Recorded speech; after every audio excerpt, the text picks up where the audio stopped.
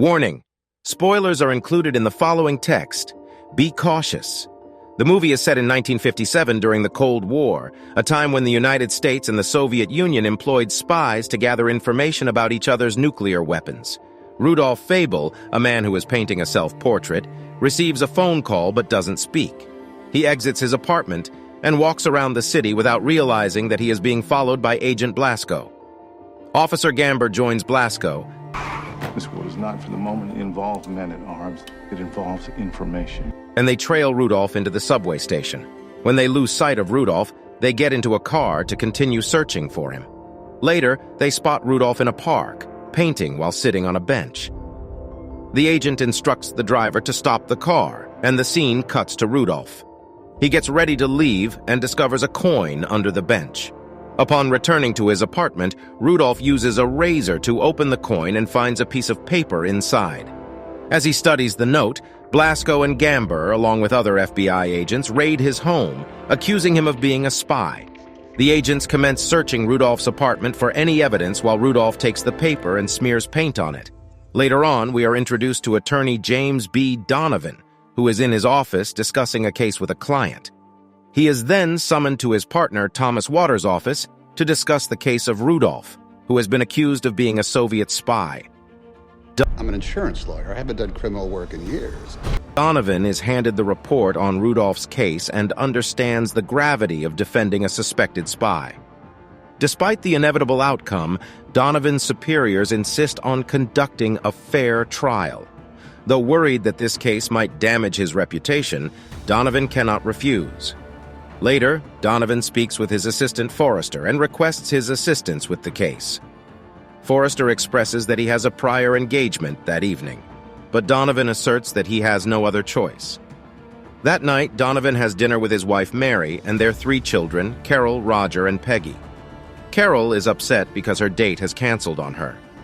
Donovan's wife disagrees with his decision to defend a suspected Soviet spy, but he believes in providing a fair trial to everyone. Forrester arrives with the case, and Donovan visits Rudolph in prison, who denies any wrongdoing and refuses to cooperate with the U.S. government. Despite knowing it's a lost cause, Donovan attempts to gather as much information as possible and be honest with Rudolph. Meanwhile, pilot Francis Gary Powers undergoes a lie detector test in a motel room where he denies having any connection with the Soviet Union. Later, he and a group of pilots are briefed on their mission to become CIA spies and detect nuclear activity in the Soviet Union. Donovan requests a continuance from the judge to ensure a fair trial for Abel, the Soviet spy. The judge and others object because Abel's guilt is already known. CIA agent Hoffman pressures Donovan to reveal Rudolph's confidential information, but Donovan refuses to break his client's trust. The pilots undergo training and are instructed to avoid the Soviets at all costs during their mission to fly over Soviet territory and take photographs. Days later, Donovan attempts to give Rudolph a fair trial, but the evidence against him was collected without a warrant.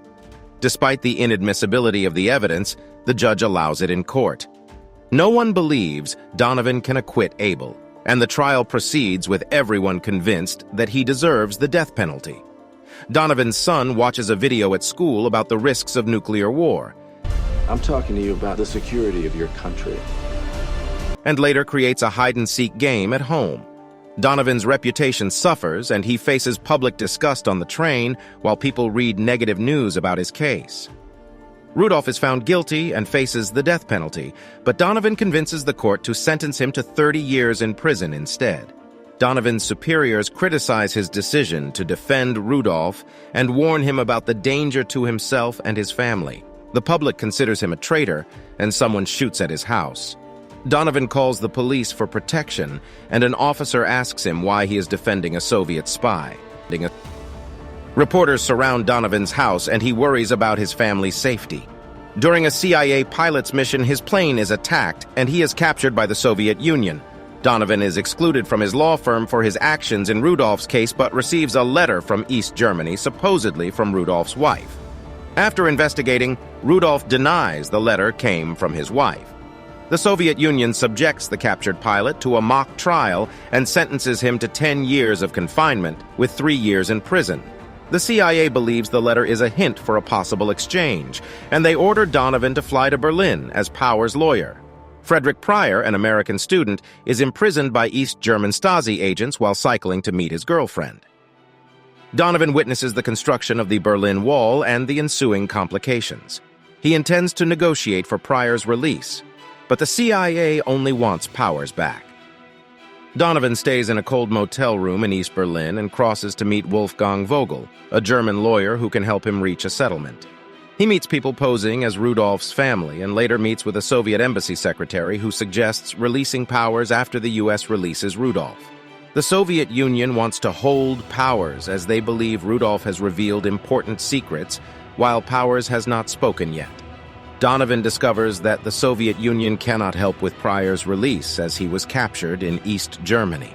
The Soviet embassy secretary promises to speak to the government about the exchange and gives Donovan Vogel's address.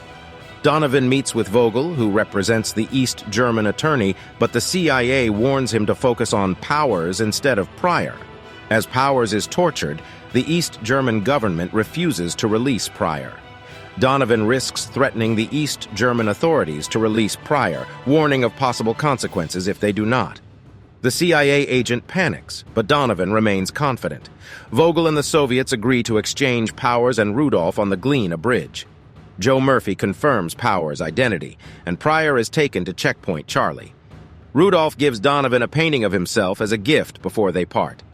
The exchange is made, and Powers assures Donovan he did not reveal any information. Rudolph's gift to Donovan is a painting of himself. Donovan returns home, and his family is surprised to hear his name on the news. Mary finds him resting in the bedroom. Donovan notices optimistic articles and children climbing over a fence on the train. Rudolph returns home, unidentified, and Powers dies in a plane crash. Frederick Pryor teaches at Swarthmore College in 1977. Donovan was appointed by President Kennedy to secure the release of 1,000 Cuban exiles imprisoned after the unsuccessful Bay of Pigs invasion in 1961. He succeeded in freeing over 9,000 individuals. Thanks for watching. Please subscribe, turn on notifications, and leave a like to support the channel and see more videos like this.